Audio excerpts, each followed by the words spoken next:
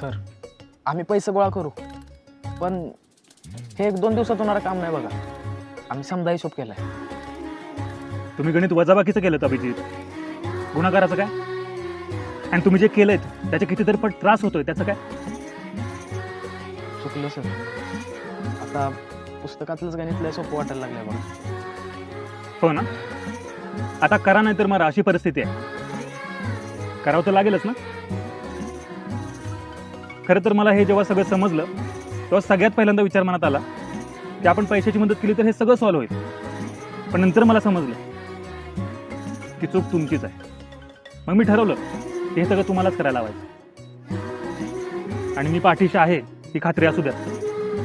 फक्त कुठल्या गोष्टीत पाठीशी असेल याची जाणीव व्हायला हवी, म्हणून हे सगळं.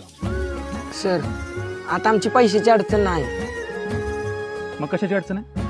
सर आम्ही जर रोज ह्याच कामात अडकलो तर आमच्या अभ्यासाचं काय?